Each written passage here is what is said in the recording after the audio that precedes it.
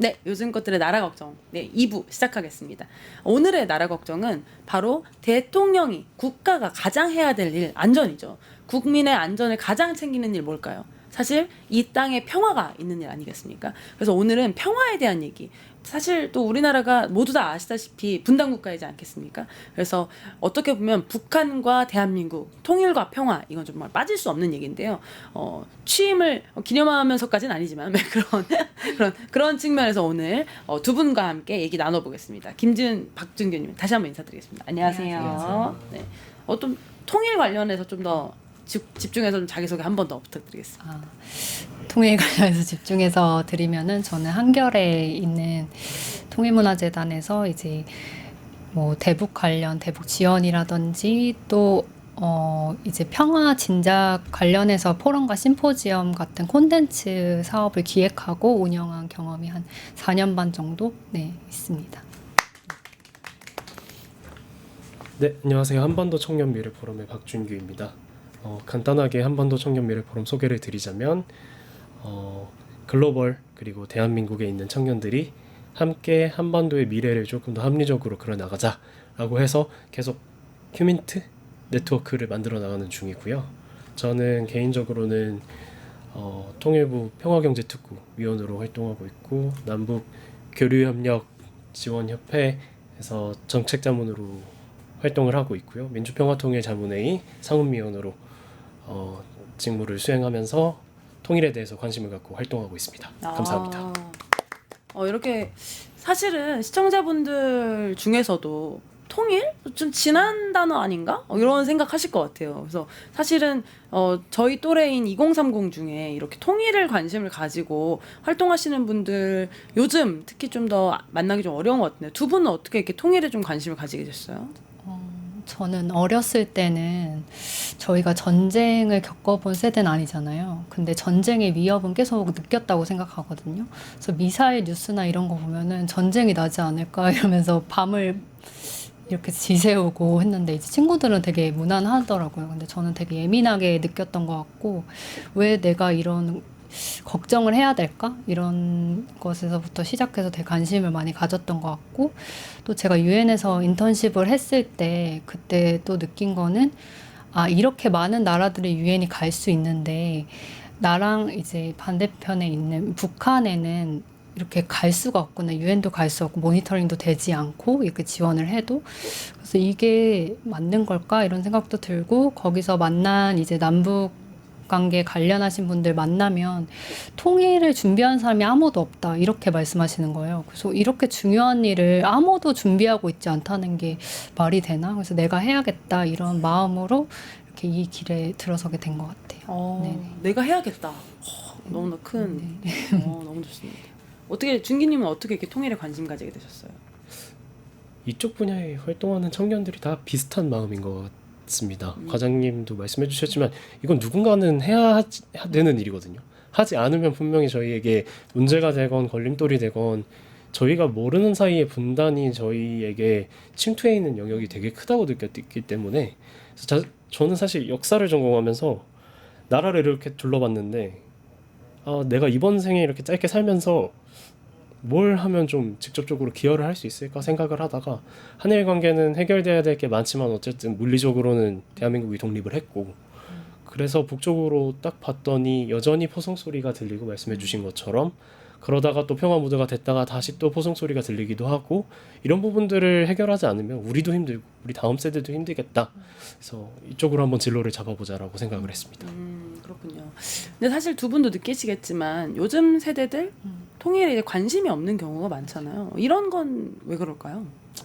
일단은 통일이라는 이슈 자체를 정치적 이슈로 많이 생각을 하시고 이게 자체가 거대 담론이 되어 버려가지고 또 오랫동안 교류가 없다 보니까 이제 자연스럽게 멀어진 현상이라고 생각하고요. 그리고 저희가 사실은 평화도 경험하지 못한 세대기는 해요. 근데 저희가 있는 게 평화롭다고 생각하는 좀 가짜 평화? 이런 거에 좀 적응이 되어 있기 때문에 좀 통일과 평화는 오히려 요즘 세대한테 느끼기엔 뉴노멀이다 이렇게 좀 생각이 들어요. 네.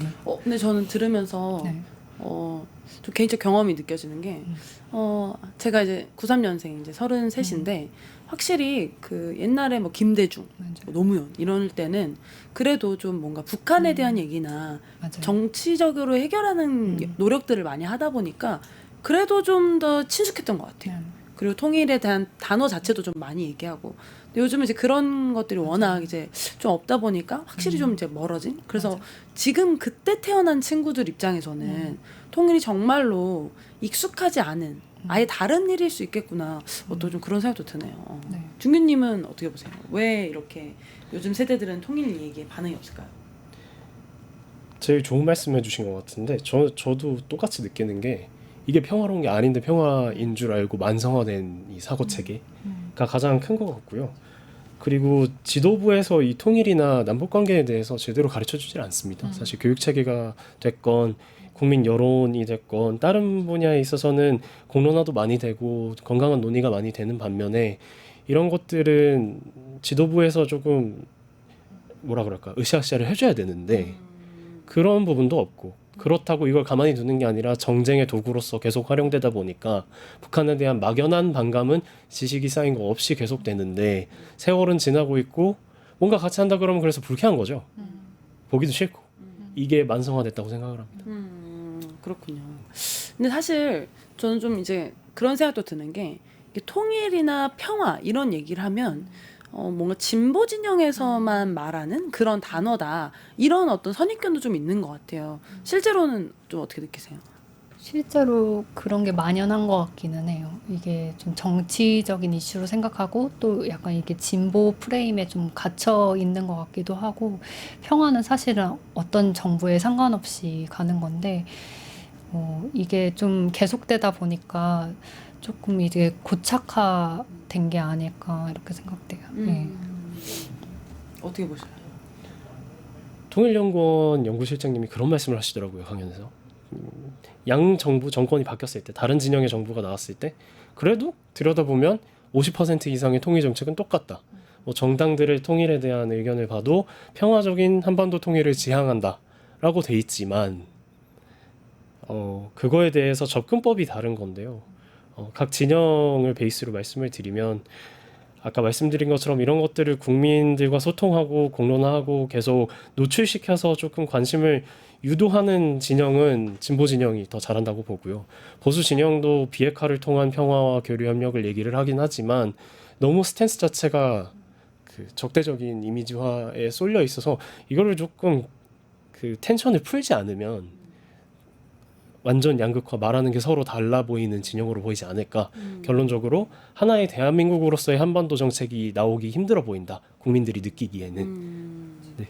너무나 맞는 말씀이십니다. 사실 이 모든 사건들이나 문제들이 그런 것처럼 좀 문제를 좀 제대로 인식하고 좀 진실된 모습을 좀 보면서 진짜 얘기를 해야 해결안들이 나올 것 같은데요. 평화와 통일 이슈만큼은 사실 굉장히 그런 부분이 적은 것 같아요. 뭔가 상호가 왜곡하고 있는 부분들도 좀 있는 것 같고 같은 안을 두고도 뭔가 자기들이 보고 싶은 측면을 좀 강화해서 좀 보는 부분도 있는 것 같고 왜 이렇게 좀 왜곡된 부분들을 이렇게 각자 이제 좀 정보를 제공하고 보고 이런 게 좀 만연해졌을까요? 일단은 정보 자체가 공개 정보 자체가 되게 부족하기 때문에 일어나는 현상이라고 보고요. 그리고 말씀하셨듯이 통일 교육이라든지 뭐 남북한의 뭐 그런 것 최신 모습이라든지 이런 거 접할 기회가 사실 거의 없다고 보시면 돼요. 그래서 저는 활동을 할 때는 좀 2030 타겟으로 해서 조금 그런 것들을 이제 기회를 만들려고 많이 노력을 했어요. 그래서 뭐 젊은 사람들이 가는 곳이 어딜까? 그럼 성수동 카페 거리, 그럼 거기 가서 1일 카페를 여는 거예요. 그래서 그냥 차 한 잔 마시면서 이제 영국에 이제 북한 투어를 하는 친구들이 있어서 거기서 사진을 공수해서 북한의 최신 모습, 우리가 알고 있는 건 약간 좀 되게 옛날 북한의 모습이잖아요. 네. 근데 지금 거기도 이렇게 사람들이 살고 있다, 이런 모습도 보여주고 또 거기 갔다 오신 분들의 뭐 이야기도 토크쇼도 하기도 하고 아니면 스타트업 대표님 중에 이제 자기가 외국에 있었을 때 북한 사람들이 이렇게 스타트업에 관심을 갖고 이렇게 하고 있는 모습을 이렇게 얘기해 준다든지 조금 그러면 인식 변화가 되고 그런 행사에 참여한 사람들은 확실히 더 북한이나 아니면 남북 통일에 대해서 좀 관심을 갖게 되거든요. 그건 제가 여러 이제 실험 같이 뭐 여러 가지 활동을 통해서 확실히 느낀 거는 그냥 기회가 없고 정보가 없을 뿐이지 그런 걸 접하게 되면 확실히 관심은 가질 수 있다. 이게 근데 대부분 저만 해도 북한에 대한 정보는 네, 정보와 사진 뭐 이런 거는 미사일, 맞아요.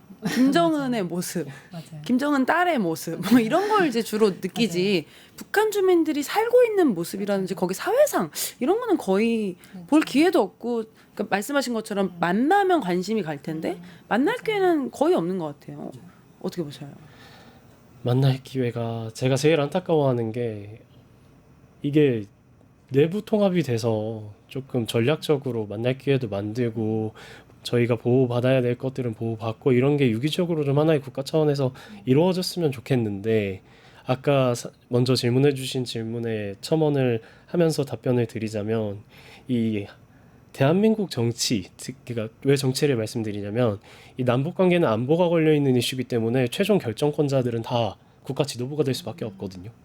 근데 국가 지도부의 상태를 보면 양 정당이 완전히 갈라져서 싸우고 있고 대화가 안 된다고 하는데 그 대화가 안 되는 가장 중심 꼭대기에 있는 게 한일 관계랑 남북 관계. 친일파와 종북이라는 단어를 빼고는 대한민국 정치 키워드를 추릴 수가 없는 상황인 거죠. 이제 그런 부분이 있다 보니 이 남북이라는 한반도 평화라는 본질에 있어서 조금 이 키워드 자체가 국민들이 인식하는 거에서 본질과는 좀 많이 멀어져 있지 않나라는 생각이 듭니다. 그 원인은 제가 봤을 때 참 마음 아픈데요. 청년 세대가 왜 그런지를 생각해 봤을 때 느낀 점을 말씀을 드리면 역사가 이게 식민 지배받고 분단되고 전쟁하고 산업화하고 민주화하면서 이 한일이랑 남북에 대한 이 상처가 뭐 굳이 표현하자면 물리적으로는 우리가 독립을 했고 뭐 이렇지만 그 보이지 않는 상처가 아직 마음에 남아 있는 거죠. 그런 것들이 계속 전이되면서 대북에 대한 감정들이 아직 이 정치권에 충돌하는 모습을 보면서 나쁘게 막연하게 자리 잡았다라는 생각이 듭니다. 근데 사실 지금은 무관심을 넘어서서 이제는 이 단어나 이 영역들이 좀 갈라치고 혐오에 다다르지 않았나? 라는 좀 생각이 들어요. 그냥 나 북한 잘 몰라 이게 아니라 북한에 대한 얘기나 북한 관련된 것만 하나만 얘기해도 저 녀석은 친중, 좌파 뭐 이런 얘기를 하다 보니까 저는 그런 그 북한 관련 필드에서 일하는 사람이 아님에도 불구하고 그런 얘기를 하는 게 되게 부담스럽다. 맞아요. 예, 그런 좀 느낌이 들더라고요. 실제로 그런 관심을 가지고 계신 입장에서는 좀 어떠세요? 실제로 이제 대북 활동가들이나 연구가들이 좀 힘들어하는 부분 중에 하나가 그래도 이 척박한 환경에서 뭐 열심히 하고 있는데 그 주변에서도 곱지 않는 시선이 되게 많기 때문에 그런 동력이 되게 부족하다. 우리가 실제로 막 방북을 해서 연구나 이런 걸 할 수 있는 것도 아니고 실제로 할 수 있는 것이 제한적이고 또 할 수 있는 것이 많이 없고 그래도 그 와중에서 이런 것들을 해보려고 하고 사람들 인식을 바꿔보려고 하고 노력은 하는데 이제 주변에서 이렇게 막 뭐만 하면 이제 북한 일단 얘기만 나오면 빨갱이 아니냐 뭐 좌파 아니냐 뭐 사상 검증부터 하고 이렇게 하다 보니까 조금 힘 빠지는 부분이 많은 것 같기는 해요. 예. 근데 저는 좀 그 빨갱이론이 좀 의아하다고 좀 생각했던 맞아요. 게 제 주변에 실제로 북한 관련된 그 업이나 업이라고 표현하면 그러죠. 활동을 하시는 분들 보면 저는 이제 교회 분들을 진짜 많이 봤어요. 맞아요. 그래서 이제 맞아요. 탈북을 맞아요. 시키기 탈북을 위해서 이제 노력하시는 분들을 네. 봤는데 그들은 빨갱인가? 그런 아예 맞아요. 맥락이 맞지 않잖아요. 맞아요. 그 체제에 있는 안타까운 분들을 이제 그 안에서 이제 할 수 있는 영역이 없으니까 밖으로 빼내는 일을 하는데 이들을 빨갱이라고 부르는 거는 정말 이해도가 좀 낮은 부분이기도 하다. 그러니까 이게 얼마나 이만큼 정쟁화된 부분이 있는가 좀 그런 생각이 좀 많이 드는 것 같아요. 근데 결국은 이제 현상으로만 따져보면 어찌됐건 이런 안타까운 부분이 있다는 건 현실이니까. 그래서 청년분들이 많이 이제 북한, 뭐 통일, 평화 이런 거에서 좀 굉장히 많이 멀어진 상황인데 이런 것들을 좀 해결하려면 좀 어떤 식의 어떤 노력들이 좀 필요할까요? 일단은 주변에 보신 평화 통일 얘기하시는 분이 거의 없을 거예요. 일상에서 존재하지 않다고 생각하기 때문에 되게 멀어지는 부분이 많은데, 근데 사실 저희가 계엄을 경험했잖아요. 사실 그런 일이 일어날 거라고 2025년에, 2024년에 그렇게 생각을 못 했기 때문에 사실 통일이라는 것도 우리가 원하든 원하지 않든 우리한테 닥칠 수 있는 미래라는 생각이 항상 있어야 되고 준비가 필요하다고 생각하거든요. 그게 지금의 현실과는 상관없이. 그래서 저도 되게 활동하면서 어떻게 2030들이 여기 관심을 갖게 할까 여러 가지 시도를 해봤는데, 이제 하나의 시도로는 저희 세대에 대한 좀 여러 가지 분석을 한 결과 개인주의긴 하지만 사회적 문제에 되게 관심이 많아요. 그래서 삶에서 할 수 있는 이제 한나님도 이렇게 텀블러 갖고 다니시지만 이렇게 환경을 위해서 이런 활동을 하는 것 자체에 되게 많이 참여를 하는 성향이 되게 강해서, 그래서 뭐 환경 쪽에 있으신 분이라든지 아니면 교육 쪽에 있으신 분이라든지 저희가 좀 헤이그라운드 라고 소셜벤처 분들하고 굉장히 많이 협업을 했어요. 그분들은 되게 일단 기본적으로 사회적 이슈에 대한 고민이나 생각이 깊은 분들이기 때문에 평화 문제에 관심이 없었어도 그걸 연결시켜서 되게 잘 하실 수 있더라고요. 그래서 좀 그게 가능성하고 확장성에 되게 기여를 많이 했다고 생각하거든요. 그래서 좀 그런 식의 좀 새로운 접근이라든지 또 세대에 대한 세대 감수성에 대한 좀 이해, 이런 것들이 되게 사실은 남북관계 하는 데 있어서 되게 부족하거든요. 근데 그런 부분에 좀 신경 쓰면 좀 자연스럽게 그런 것들이 이루어지지 않을까 이런 생각이 듭니다. 저희 사진 하나 같이 보여주면 좋을 것 같은데, MZ세대의 관심사를 평화 공론장으로 끌어들여라, 이런 사진인데요. 사실 말씀해 주신 것처럼 기존의 어떤 평화, 통일 교육 이런 거는 저는 좀 약간 재미없다? 네. 약간 그런 느낌을 좀 많이 맞아요. 받았던 것 같아요. 근데 지금 보는 사진은 기존의 어떤 느낌과 좀 다른 것 같은데, 저건 어떤 건가요? 저는 일단은 저기 저를 보면서. MG파콘이라고 시즌 2까지 진행했던 사업인데, 저는 이제 남북관계 처음 들어가서 느낀 점이 북한에 가보신 분들도 되게 오래되신 거예요. 그리고 전문가라고 하시는 분들도 되게 오래되시고 몇 명 안 되고 항상 똑같은 분이 나오시는 거예요. 그래서 이래서는 발전이 없다. 그래서 그리고 평화 문제는 모두가 얘기하는 문제지 전문가만 얘기해서는 미래가 없다. 이렇게 생각해서 MG파코는 일반 다양한 뭐 마케터도 나오시고 뭐 로봇 학자도 나오시고 저렇게 스트릿 우먼 파이터의 크루분들도 나오시고 되게 다양한 분들 섭외했거든요. 근데 저분들이 처음에는 섭외 받으시고 나 평화 통일 아무것도 모르는데 뭘 얘기하라는 거냐. 처음에는 되게 당황하시고 거절하시고 하셨는데, 근데 막상 하시다 보면은 되게 뭐 남북한 만나서 뭐 그러면 내가 만약에 통일되면 북한에서 뭐 아파트 살 수 있는 거예요? 뭐 이런 거라든지, 아니면 뭐 내가 요즘에 뭐 이렇게 폴리아모리라고 해가지고 다자연애 뭐 이런 거 얘기하시다가 뭐 요즘엔 젊은이들 비혼주의가 많은데 약간 비혼주의와 통일해서 전범선 작가님은 약간 북한과 남한을 약간 데이트 폭력해서 헤어진 애인으로 설정하고, 러시아 뭐 중국 뭐 미국 이런 사람들을 시어머니로 설정해서 약간 이렇게 재밌게도 풀어보시고, 또 영화 평론가분도 나오셔서 이제 예전에는 이제 북한을 너무 악마화했다면 지금은 또 너무 또 멋있게만 그려지는 모습에서 이제 모가디슈 같은 영화에서는 좀 현실적인 걸 담아내기도 했다. 이런 좀 얘기도 해주시기도 하고, 각자의 영역에서 사실 평화의 부분들이 다 있거든요. 그런 것들 나눠주시다 보니까 조금 더 풍성하게 됐던 것 같고, 저거 평화로운 영화 캠프 같은 경우는 서핑을 좀 이렇게 옛날 가자지구에서 이제 전쟁의 상처나 이런 것들을 서핑이나 이런 스포츠로 되게 완화시키는 그런 활동들이 있어가지고, 이제 저희는 고성 접경 지역에 가서 이제 저 너머에 보이는 땅을 보면서 약간 하루 종일 또 견학을 했으니까 그럼 좀 남다르게 생각이 되거든요. 그래서 그런 활동들을 좀 많이 하면서 좀 관심을 갖고 좀 새롭게 이렇게 만들어가 보자, 이런 얘기를 많이 했던 것 같아요. 네.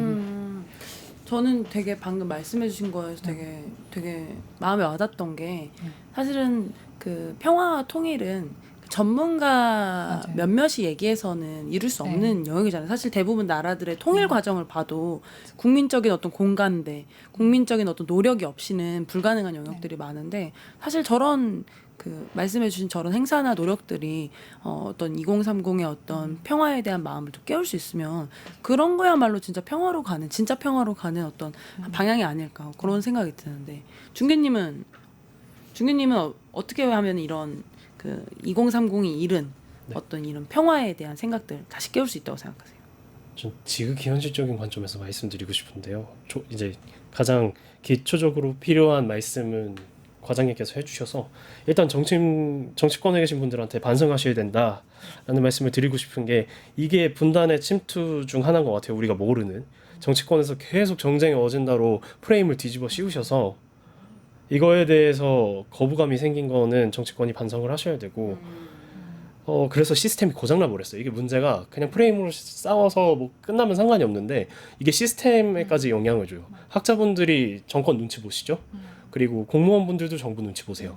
이러면 일이 제대로 안 돌아가요. 일이 제대로 안 돌아가다 보면 국민 여론도 망가지고 국민 여론이 망가지면 민주주의 속에서 시스템으로 발현되는 것들이 결국엔 악순환이 돼버리는 이런 구조가 계속 70년간 반복되다 보니 반감이 생겼고 그래서 과감하게 말씀드리고 싶은 건 세대 교체 하셔야 된다. 특히 남북 분야는.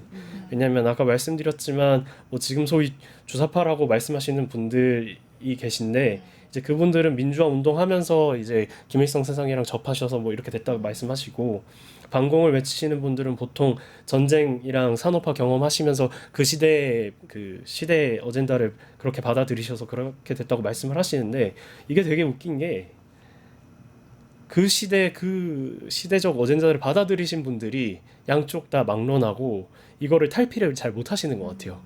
그러니까 이게 합리적으로 접근해야 되는 현실들이 있는데 그거를 압도하는 거죠. 이 개인적인 이념적인 것들이. 그래서 그런 부분에 있어서 사실 제가 왜 과감하게 세대 교체를 말씀드리냐면 저는 이만큼 악순환했으면 이제 더 이상은 미래는 없다고 보거든요. 이 체제에서 또 똑같이 정부 교체됐는데 또 똑같이 다시 백투 원래 했던 걸로 돌아가면 기술 발전은 급하게 일어나고 유사 사태의 가능성이나 한반도의 미래는 더더욱 어두워진다고 평가되는 마당에 왜냐면 뭐 청년들의 통일 인식도 계속 떨어지고 있고 여기서 계속 악순환만 언제까지 반복할 건지 질문을 드리면 청년들은 한숨부터 내쉬거든요.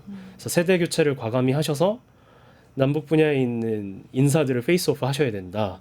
그리고 아까 말씀해 주신 것 중 제가 제일 또 한 번 더 강조하고 싶은 게 통일은 정치적인 통일이 다가 아니라 이 한반도라는 지역에 사는 살아가는 사람들의 삶이 전부 하나로 합쳐지는 거거든요. 이거는 이론의 영역도 아니고 학술의 영역도 아니고요. 연구진, 실무진, 활동가, 협상가 그리고 북한의 유사사태 시에 투입돼야 될 인력도 있어야 되고 한반도가 비상사태에 빠졌을 때 최악의 경우를 대비했을 때 대비 인력도 양성이 돼야 되는데 아까 말씀드렸던 이 시스템이 고장나는 바람에 이런 부분들이 제대로 되고 있지 않다. 제대로 되고 있지 않은 것조차 그 지도층에서 모르시는 분들이 대다수면서 북한 얘기를 많이 하신다. 저는 말씀해주신 거에 굉장히 공감 가는 부분이 이게 사실은 이 의사결정을 정치권이 이렇게 많이 좌우하잖아요. 네, 그렇죠. 근데 그들이 이 사건, 이 일련의 이 과정을 발전시키는 방향으로 가지 못했다. 그래서 그 피해는 고스란히 평화를 상상하지 못하는 국민의 세대로 이렇게 된 것이 아닌가 이런 생각이 좀 많이 드네요. 그래서 결국은 말씀하신 것처럼 이 한반도에 사는 사람들이 이 평화든 통일이든 만들어가야 되는 과정이 있는데 그것에 어떻게 보면 이제 무의식하게 하고 서로가 이제 편을 갈라서 이걸 준비하는 사람들의 어떤 그 안정성이나 이런 것들도 떨어뜨리다 보니 결국은 흔히 말하는 진짜 이 통일과 평화를 준비하는 사람들이 없는 상태까지 이르게 한 거 아닌가. 물론 이제 계시지만 그런 시간이 더 지났음에도 불구하고 더 풍성하게 논의가 이어지지 못하고 이렇게 수렴하는 쪽으로 가게 된 거 아닌가? 정말 말씀하신 것처럼 정치권이나 일련의 어떤 정부 기관들이 다 반성해야 되는 부분 아닌가 그런 생각이 드네요. 근데 그럼에도 불구하고 우리가 이런 척박한 상황에도 불구하고 그럼에도 이제 평화를 이뤄내야 되지 않겠습니까? 네. 예, 그래서 또 이렇게 그 평화를 이뤄내야 한다는 어떤 일념으로 또 이렇게 또 활동하고 계신 분들이 있으실 것 같은데요. 제 생각에는 이 김대중 대통령 때가 굉장히 이제 그러니까 그 성공 여부, 그 햇빛 정책의 성공 여부에 대한 이제 논쟁은 둘째 치더라도 그때만큼 이 평화를 상상해 볼 수 있던 때가 없었던 것 같아요. 이렇게 되면 진짜 좀 뭐 되나? 가서 진짜 나도 맞아요. 금강산 가보나? 막 이런 상상을 했었던 것 같은데 그 이후에는 거의 없다가 문재인 대통령 때 이제 판문점 선언 하면서 또 비슷한 시기가 맞아요. 오나? 약간 이런 기대를 했었는데요. 그 이후에는 사실 정말 급격하다는 말이 부족할 정도로 정말 아예 얼어붙었다고 할 정도로 남북 관계가 아예 멈춰버린 것 같아요. 근데 왜 이런 상태를 마주했고 이런 걸 해결하려면 좀 어떻게 해야 될까요? 사실 판문점 선언 같은 거는 되게 저희 시대에 진짜 평화에 유의미한 뭔가 메시지를 줬던 사건이었는데 막 실제로 뭐 이재용 회장이라든지 지코가 평양냉면 먹고 이런 장면은 사실 우리 세대한테 되게 현실감으로 느껴지거든요. 그래서 되게 중요한 역할을 했다고 보는데 이제 우호적이지 않은 국제 환경이라든지 또 국내 정치력의 한계라든지 이런 것들이 좀 많이 작용했던 것 같고 이게 판문점 선언이 좀 잘 이루어지고 이게 좀 더 준비가 된 상태에서 됐었다면 조금 더 진전이 있지 않았을까 하는 기대도 있긴 한데 이제 앞으로 이제 새로운 정부에서 그걸 이어나가서 조금 기대할 만한 이제 이벤트로 끝나는 것이 아니라 조금 현실적인 진전이 있으면 좋지 않을까 그렇게 생각합니다. 네. 너무 좋습니다. 어떻게 보세요? 아까 청년 세대가 이쪽 분야에 관심을 가지려면 어떻게 해야 되냐 했을 때 또 세대 교체 다음으로 말씀드리고 싶었던 게 이쪽 분야 생태계 구축이거든요. 그러니까 먹거리가 있어야 돈을 벌고 생계 유지를 하는데 이런 분야가 아예 없어져 버리고 진공 상태라고 표현을 하거든요. 같이 경험하셔서 너무 잘 아시겠지만 생태계 구축이 되려면 아까 말씀드렸던 것처럼 다각적인 접근이 필요하다는 말씀 드리고 싶고요. 그런 의미에서 방금 말씀해 주셨는데 이재명 대통령께서 평화에 대해서 계속 액션을 취하시고 뭔가 실질적인 걸 하려고 하실 텐데 여기서 하나 제가 조금 조심스럽게 말씀드리고 싶은 건 평화선언에 대한 내성이 더 이상은 생기면 안 된다. 그러니까 말만 하고 끝내면 안 돼요. 네, 세러머니로 끝나면 안 되고 진짜 피부로 느낄 수 있는 접촉이 있거나 조금 더 김대중 대통령 때보다 더 한 발 나아간 뭔가가 있어야지 아까 말씀드렸던 것처럼 결과적으로 국민들이 느끼기에 금강산에 직접 가보거나 이런 것들이 있어야지 악수하고 끝나는 거는 오히려 나쁜 결과로 나타날 수 있기 때문에 그 부분은 조금 이쪽 분야에서 조심해야겠다라는 생각이 들고 있습니다. 또 사실 이재명 대통령이 경기도 지사 할 때도 이 부분에 굉장히 관심이 많았어요. 이제 대북이나 평화에 대한 물론 뭐 지금 뭐 재판 이런 거 있다고 하지만 그렇게 별개로 사실 굉장히 중요한 일이잖아요. 경기도 차원에서도 접경을 마주하고 있는 지자체들이 있기 때문에 굉장히 적극적으로 했었던 부분들이 있는데 이번에 이제 임기하실 때도 말씀하신 것처럼 어떤 세레모니적인 것을 넘어선 사실 국민들이 좀 원하는 것 중에 하나가 옛날에 우리 개성공단 할 때 한국에 있는 어떤 기업체들은 또 가서 또 경제적 이득을 보고 또 어떻게 보면 북한 입장에서도 함께 일해보는 경험을 쌓고 이런 것들이 굉장히 좋은 어떤 사례들이었던 걸로 저는 생각이 드는데 그래서 그런 어떤 실질적인 모습들 이렇게 경제라든지 관광, 문화, 인도 이런 차원에서 좀 성과를 낼 수 있는 정부가 될 수 있으면 너무 좋겠다 또 이런 생각이 듭니다. 그럼에도 불구하고 이런 단절된 관계들을 계속 이어나가야 되잖아요. 어떻게 해야지 사실 이게 단순히 말씀해 주신 것처럼 이게 대한민국과 북한 간의 관계가 아니기 때문에 더 어려운 측면이 있는데요. 그럼에도 불구하고 이어나가야 되지 않겠습니까? 어떤 식으로 좀 이어나가야 될까요? 저는 이제 준규님이 말하는 것에 이제 덧붙이고 싶은 거는 일단 대북 생태계 자체가 지금 위험 신호고 활동가들이 다 떠나고 있고 연구자들도 마찬가지고 이 패널분들이 네. 말씀해준 대북 생태계라는 것은 네. 이 대북이라는 이 네, 영역에서 활동하시는 네네 맞습니다. 사실은 일하는 사람들이 많아지려면은 이 안에서 직업을 하고 맞아요. 연구도 하고 이렇게 해야 되는데 맞아요. 이쪽에 대한 관심도라든지 맞아요. 사업이라든지 이런 부침이 너무 심하고 또 네. 줄어들기도 하다 보니까 실질적으로 여기서 밥벌이를 할 수 없어서 떠나는 맞아요. 경우가 너무 많다는 말씀이신 거잖아요. 그렇죠? 맞습니다. 특히나 뭐 여러 가지가 있겠지만 사람이 사실은 가장 큰 자원이기 때문에 그런 것을 관리하고 어쨌든 청년이 또 평화의 다리를 이어나가야 되거든요. 다음 세대들이. 근데 그런 면에 있어서 굉장히 잘 안 되고 있고, 사실 준규님 같은 분은 되게 귀한 분들이고 계속 활동을 하고 계시잖아요. 근데 제 주변의 활동가들은 지금 많이 떠난 상태예요. 거의 전멸된 상태인데, 그래서 이런 대북 생태계를 계속 지속하기 위해서 제가 뭐 통일부 장관하고 2030 활동가들하고 한 2차례 정도 그렇게 만남을 한 적이 있었어요. 그런 걸 기획하고 했었는데, 사실 그것도 되게 지속되지 못하고 정권이 바뀌니까, 또 근데 그런 거를 기획할 때 그런 말도 또 근데 같은 내부에서 아니 왜 2030에게만 그런 기회를 주냐, 이런 또 내부의 그런 견제 비판도 있었거든요. 그런 것들이 되게 좀 안타까운 좀 부분이 많고, 그래도 그때 정책적 지원 중에 이인영 장관 시절에 약간 청년 인턴제와 같은 그런 좋은 제도들이 있었어요. 그래서 청년들이 이제 일자리도 경험하고, 그리고 그러면서 대북 문제에도 관심을 자연스럽게 갖게끔 하는 활동이었는데, 그것도 되게 단기로 끝나버리고 그런 것들이 많아서 되게 좋은 정책들도 잘 살리지 못하고, 또 대북 그 지속성도 유지되지 못해서 되게 안타까운 부분이고, 이런 부분들도 좀 새 정부에서 좀 신경 쓰면 좋지 않을까 생각됩니다. 네. 너무나 맞는 말씀이십니다. 그래서 결국은 이런 교류를 네. 말씀하신 것처럼 이 정부 차원에서든 행정부 차원에서든 이제 꾸준히 이어나가야 될 것 같은데요.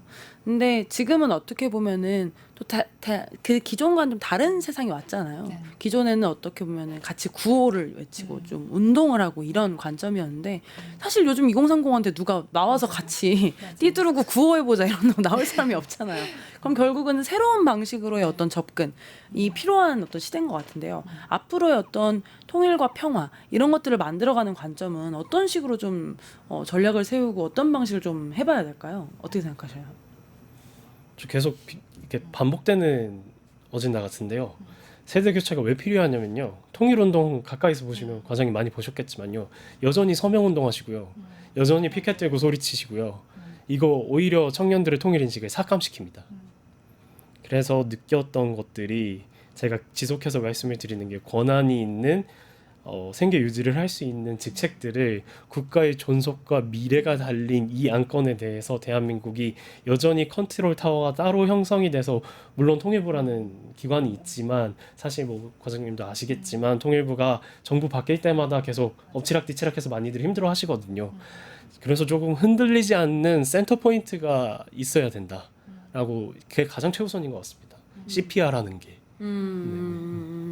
너무나 맞는 말씀이시네요. 또 저는 그때 토론회 때도 말씀드렸었지만 저는 뭐 외교나 이런 부분에 있어서는 사실 굉장히 어렵고 복잡한 부분이 많고,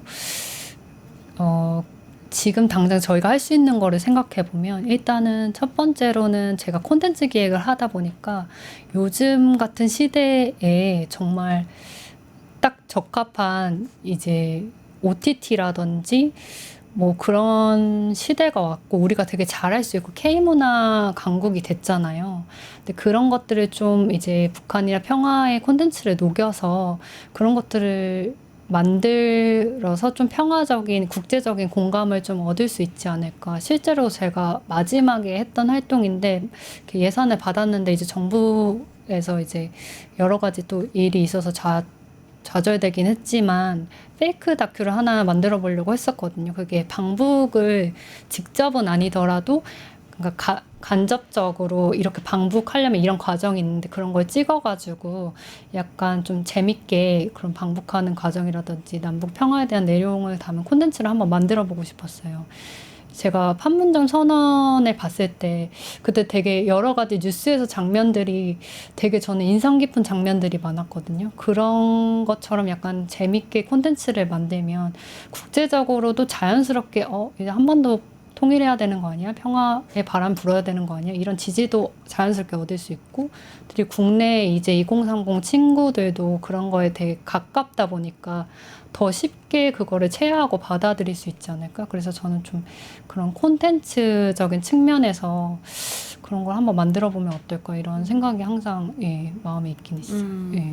저희 그 시청하고 계시는 시청자분들 댓글을 제가 잠깐 보다가 이런 말씀 하시더라고요. 아, 이게 지금 우리나라 일도 지금 급한데 급격하게 뭐 통일을 하거나 뭐 통일 이슈나 남북 이슈를 하는 것은 적절치 않을 수도 있다. 근데 그런 생각 하실 수도 있을 것 같아요. 뭐 당연한 너무나 맞는 말씀이고, 통일이나 남북 관계는 결국 국민이 원하지 않으면 할 수 없는 일이거든요. 뭐 그냥 몇 명이 그냥 뚝딱 뭐 통일하자 뭐 이렇게 할 수 있는 일은 아닌데, 근데 제가 이번에 그 계엄을 겪으면서 굉장히 느낀 것 중에 하나가, 계엄을 막은 게 사실은 그 각 군인들이 아, 이것이 올바르지 않은 일인데? 라는 이 생각 때문이었거든요. 근데 그것은 민주교육에서 비롯된 아, 이것은 옳지 않아. 지금 아무리 내 상사고 내 상부여도 이런 식의 권력을 투쟁하는 것은 권력을 사용하면 옳지 않아라는 인식이 우리 어떤 그 젊은 군인들이 우리의 어떤 안온한 일상을 지킬 수 있었던 것처럼, 지금 우리가 얘기하는 평화와 통일이 단순히 통일을 하자, 평화를 이루자 이런 구호적인 문제가 아니라 우리나라 사람들이 평화에 대한 중요성과 통일에 대한 생각을 어떤 방식으로든 갖고 있다고 한다면 그 자체가 굉장히 큰 평화 방어막이 될 수 있다. 그래서 단순히 뭐 우리가 뭐 미국이랑 잘 지내야 되고 러시아랑 잘 지내야 되고 이런 것도 당연히 필요하지만, 국민들이 어떤 평화적인 마음, 평화가 왜 이렇게 중요하다는 것들을 가지고 있을 때야 진짜 우리가 이제 평화를 이룰 수 있는 사회가 될 수 있기 때문에, 사실은 내부적인 일이 아니다라고 생각할 수도 있지만 이거야말로 진짜 어떻게 보면 이제 내부적 일에 가깝다. 우리나라가 평화로운 나라가 될 수 있고 국민 개개인의 안전, 그리고 더 나아가서는 우리나라에 태어나는 어린 시민분들에게도 정말 전쟁 없는 나라 만들어줘야 되는 것이 가장 큰 지금 의무 아니겠습니까? 저는 제 또래 30대 친구들 만나면은 가장 많이 하는 얘기가, 어른들은 동의하지 않으실 수 있는데 지금 태어난 애들한테 빚질 일을 하면 안 된다. 나쁜 나라 말 물러주면 안 된다 이런 말 하거든요. 근데 그런 과정 중에 굉장히 중요한 과정이라는 생각이 듭니다. 또 저희가 또 이제 마지막으로 또 얘기하면서 이 대화를 좀 정리해 보려고 하는데요. 지금까지는 이 말씀해 주신 것처럼 이 평화와 통일 관련돼서 너무 젊은 사람이 없고 오래된 분들이 많고 지금까지의 방법론이 상당히 좀 이제 올드한 편이 있다. 그래서 새로운 어떤 접근, 시도, 그리고 우리가 또 잘하는 영역에서 어떤 모습들 좀 보여줘야 된다라고 말씀해 주셨는데요. 그러면은 지금 이제 앞으로 이것이 단순히 뭐 정치적 언어나 어떤 뭐 정치권의 이슈가 아니라 우리 일상에서의 언어로 좀 이제 변화하려고 한다면 어떤 것들이 좀 필요하고 우리가 함께 만들어 나가야 될까요? 저는 되게 평화 공론장이 필요하다고 생각해요. 건강한 공론장. 지금 2030이 모이는 커뮤니티 같은 곳 말고 실제로 이제 평화 교육을 받고 평화 공론장에서 그것을 얘기하고 그것을 또 정책으로도 이어갈 수 있으면 굉장히 좋지 않을까. 일단은 그런 공론장 자체를 만드는 거가 되게 좀 우선이지 않을까 그렇게 생각합니다. 네. 지금 오늘 두 분이 만드시면 되겠네요. 두 분이 너무 좋죠. 세 분이 네. 좋죠. 이렇게 셋이서 이렇게 나가가지고 같이 얘기하실 분 이렇게 해가지고 공론장 만드는 거 너무 좋죠. 또 어떤 게 필요할까요? 저 사실 방금 댓글로 질문해주신 분이 참 이 분야에 있으면 제일 많이 듣는 질문 같아요. 우리 통일, 우리 살기도 힘든데, 근데 저희끼리 말씀드리고 싶은 거는 지금 이 분야에서 활동하는 청년들이 이제 구호 외치시는 분들처럼 당장 통일을 하자, 통일만 하자, 레토릭스럽게 통일이 뭔지 구체적으로 제시를 안 해주는데 그냥 우리 민족이니까 통일하자라고 얘기를 하는 게 아니라요. 조금만 들여다봐도 지금 교육이 부재해 있어서 그런데 경제나 뭐 코리아 디스카운트가 대표적인 예시인데, 이 북한에 대해서 조금만 교육이 됐어도 이 분단이 우리한테 얼마나 디스어드밴티지를 주는지 알 수 있거든요. 그래서 저희가 말하는 게 통일은 유사사태나 최악의 경우가 왔을 때 가장 최선의 평화적인 방법을 이용해서 우리가 대비를 하자라는 것이고 장기적인 목표로 두자는 것이고, 적어도 최악의 상황이 왔을 때 한반도에서 그거에 대해서 우리가 대비할 수 있는 준비가 돼야 되는 거를 말씀을 드리는 건데, 이게 마치 이제까지에 들으셨던 것처럼 통일하자 그러면 지금 당장 통일하자라고 생각을 하시는 것 같아요. 근데 그게 아니라 사실 아까 말씀해 주신 것처럼 저희가 평화를 가진 적이 없는데 지금 현 상황 유지가 평화라고 생각을 하시는 것 같아요. 근데 역사에서 경험하셨고 대한민국이 역사에 그 누구보다 민감한 사람들이거든요. 역사 얘기 나오면 누구든지 피가 끓잖아요. 근데 이런 악순환을 반복하면 안 되는데도 저희끼리 그런 얘기를 해요. 오늘 저녁에 미사일이 우리 머리 위로 날아가도 키오스크로 커피 주문하고 있을 거다 우린. 이런 부분들을 조금 의식 차원에서 대비를 해야 된다라고 말씀드리는 거라고 드리고 싶습니다. 그리고 마지막으로 조금 첨언을 하자면, 저는 정책을 추진하시는 분들께 말씀드리고 싶은 게 이 시공간성이라는 게 청년 세대나 국민들에게 되게 중요한 것 같아요. 뭐 애기봉 스타벅스 사진 두 분께는 보내드렸었는데 단순히 구호에 치는 게 아니라 우리 뭐 저희 세대에서 저희 사진 띄워주시면 좋을 것 같은데, 스타벅스 그 사진 들고 있는 거 혹시 있을까요? 없다면 이게 네. 어떤 사진이냐면 어디서 찍으신 거죠? 네, 한번 그 청취자분들께 추천드립니다. 애기봉 평화생태공원이라고 문재인 대통령 때 재구성된 곳이거든요. 강화도랑 김포 사이에 있는데 북한을 내려다보면서 스타벅스를 마실 수 있어서 이제 유명해져서 동시간대 4,000명까지 몰리셨다고. 와. 그리고 외국인 관광객도 2.5배 증가했다고 하더라고요. 이런 부분을 봤을 때 조금 신세대적 차원에서 접근을 해야 되지 않나. 그래서 제가 느꼈던 게 외국인 친구들 만나면 크래시 랜딩 온 유라고. 크래시 랜딩 온 유? 그 뭔지 아시나요? 혹시? 몰라요. 사랑의 불시착이거든요. 근데 그 리정혁이랑 그 같이 손예진이랑 피아노 쳤던 곳이 되게 관광 명소가 됐대요. 근데 이거 대한민국 콘텐츠잖아요. 그렇죠. 그러면 우리도 사랑의 불시착 테마공원 같은 걸 만들어서 인증샷도 찍을 수 있고 관광도 할 수 있는 아예 이 시공간적인 부분을 좀 만들면 좋지 않을까. 이래야 유입되는 인원도 늘어나고 경제도 활성화되고 자연스럽게 평화경제특구가 조금 형성될 것 같다는 생각이 듭니다. 네.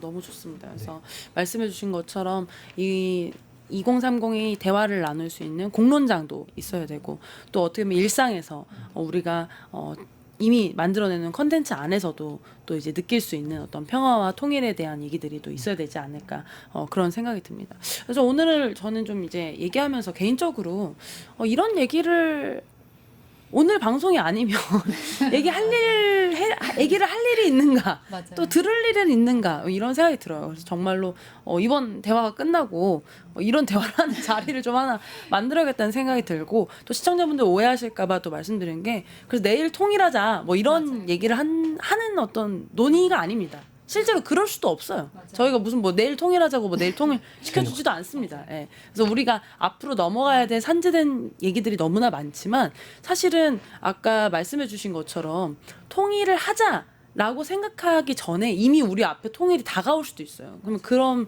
준비되지 않은 상황에서 통일을 마주할 수 없기 때문에 이런 것들을 함께 또 준비해 나가면서 이런 나라 걱정을 계속 해나가야 되는 부분이 아닌가 싶습니다. 또 오늘 또 이렇게 사실 이렇게 또 귀한 시간 내주셔서 이렇게 같이 말씀해주신 패널분들께 너무 또 감사드리고요. 저희 요즘 것들의 나라 걱정은 또 다른 또 나라 걱정으로 또 찾아뵙겠습니다. 오늘 너무나 고생하셨습니다. 감사합니다. 뉴스토마토가 12.3 내란을 막아낸 시민영웅 1000명 찾기 프로젝트를 진행합니다. 내란을 막고 탄핵 소추를 이뤄낸 시민영웅 1000명을 찾아내 대한민국 민주주의의 역사로 기록하고 시상의 본보기로 삼음으로써 민주주의를 더 널리 확산하기 위한 프로젝트입니다.